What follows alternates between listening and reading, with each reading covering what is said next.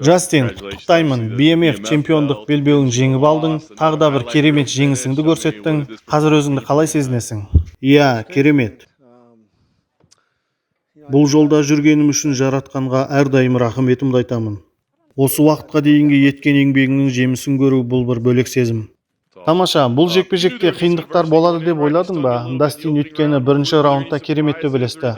Сені таң қалдыра алды ма? Керісінше, мен өз-өзіме таң қалдым осылай төбелескеніме. Әрине бұл керемет. Иә, әрине, таң қалуға тұрарлық. Менің айтпақшым, Дастиннің сол қолының соққылары өте жойқын болды.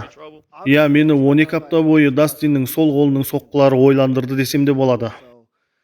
Нақтырақ айтсам, әрине, ол соққыны өткізіп алуды қаламадым, бірақ бапкерім маған ол туралы алаңдамауымды айтты. Және уайымдамай тек қана шығып төбелес деп кеңес берді.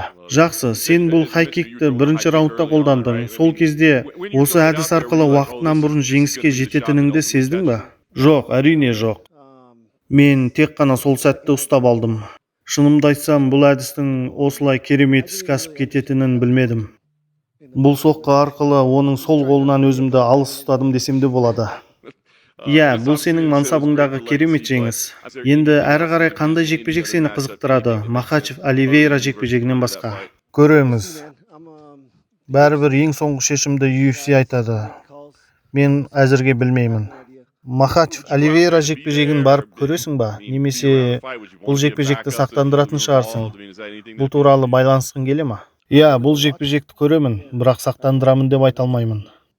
Енді маған көп ақша ұсынып жатса ойланып көруге болатын шығар. Иә, керемет жауап. Енді сен UFC чемпиондық белбеуіне таласатының түсінікті. Бірақ Дастин мен үшінші жекпе-жек сені қызықтыра ма әлі де? Білесің ба, жекпе-жектен кейін октагонда мен оған енді төбелеспей қояйық деп айттым. Бірақ ол төбелескісі келсе, әрине қарсы емеспін. Бізде бірде-бір әзірше, сондықтан көреміз. Білесің бе, ол маған бұл мүмкіндікті берді, сондықтан мен де оған қарызбын. Бірақ келесі жекпе-жегім емес.